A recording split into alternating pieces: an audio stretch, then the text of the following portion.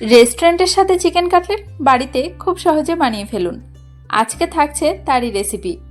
হেসেল লাভার চ্যানেলে আপনাদের সবাইকে স্বাগত। চলুন সাধারণভাবে চিকেন কাটলেট বাড়িতে বানানো দেখে নেওয়া যাক। প্রথমে কড়াইতে দিয়ে দেব 1 টেবিল চামচ সর্ষের তেল।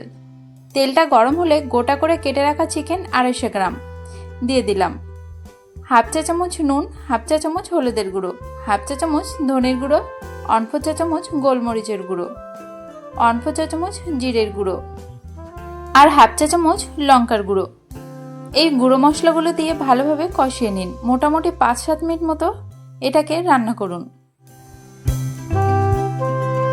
এবার 5 মিনিটের জন্য একদম লো আঁচে ঢাকা দিয়ে রাখবো।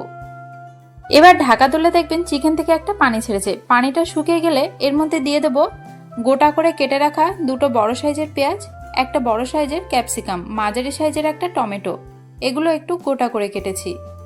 স্বাদ অনুযায়ী কাঁচা লঙ্কা, 1 চা চামচ আদা বাটা, হাফ চা চামচ রসুন বাটা, আবারও স্বাদ মতো নুন দিয়ে দেব। দিয়ে সব উপকরণগুলো একসাথে খুব ভালোভাবে কষিয়ে নেব। মোটামুটি কিছুক্ষণ রান্নার পরে এটাকে আমি আবারও ঢাকা দিয়ে রাখবো একদম লো আঁচে, মোটামুটি ওই 5-7 মিনিটের জন্য। ঢাকা তুলে যখন দেখবেন সবগুলো একটু গলে এসেছে, তখন আমি এগুলোকে একটা ম্যাশারের সাহায্যে ম্যাশ করে নেব। চিকেনটাকে ভালোভাবে ম্যাশ করে নেবেন।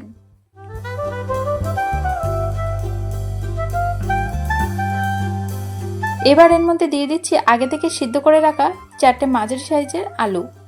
আলুটাকেও আবারও ভালোভাবে ম্যাশ করে নিতে হবে। এবার সব উপকরণগুলো খুব ভালোভাবে মিশিয়ে নিন এবং হাই আঁচে কিছুক্ষণের জন্য রান্না করুন। যখন দেখবেন কড়ার গায়ে এই তরকারিটা বেশ লেগে লেগে যাচ্ছে, তখন উপর থেকে 1 চা চামচ চিলি ফ্লেক্স ছড়িয়ে দিয়ে কিছুক্ষণ আবারও নাড়াচাড়া করে নামিয়ে নিন। একটা পাত্রে নিয়ে ঠান্ডা হওয়া পর্যন্ত অপেক্ষা করব। ঠান্ডা হয়ে এলে এখান থেকে অল্প অল্প করে কিছুটা হাতে নিয়ে নিজেদের পছন্দ অনুযায়ী একটা শেপ দিয়ে নিন। চৌকো অথবা গোল অথবা আমি যেমনটা দিচ্ছি এমনটা ভাবে সবগুলো একসাথে বানিয়ে নিলাম, সাইডে রেখে দেব। এবার এদিকে একটা পাত্রে 1.5 কাপ ব্রেড ক্রাম্বস নিচ্ছি। আর একটা পাত্রে 2টো ডিম দিয়ে দিলাম। দিয়ে দেব একটু বিট নুন, ওই 1/4 চা চামচ মতো, আর 1/4 চা চামচ গোলমরিচের গুঁড়ো। ডিমটাকে একটু ফেটিয়ে নেবেন। চিকেন কাটলেটটাকে কোটিং করে নেব। প্রথমে এটাকে ব্রেড ক্রাম্বসে মাখিয়ে নেব, তারপর ডিমের মিশ্রণে ডিমটা মাখিয়ে নিয়ে আবারও ব্রেড ক্রাম্বসে দেব। দেখুন এখানে আপনারা চাইলে কিন্তু ডিমের জায়গায় ময়দা পানি দিয়ে একটু মিশিয়ে একটা ঘন ব্যাটার বানিয়ে নিতে পারেন, সেটা দিয়েও কোটিং করতে পারেন।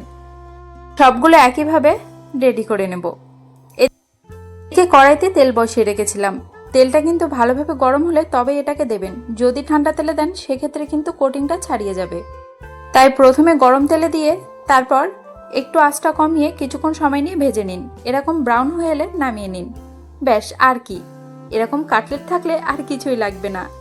বানিয়ে ফেলুন একদিন বাড়িতে আর আমাকে কমেন্টে জানাবেন কেমন লাগলো। ভালো লেগে থাকলে আমার চ্যানেলটা অবশ্যই সাবস্ক্রাইব করবেন। কিন্তু দেখা হবে পরবর্তী আবার নতুন একটা ভিডিও নিয়ে।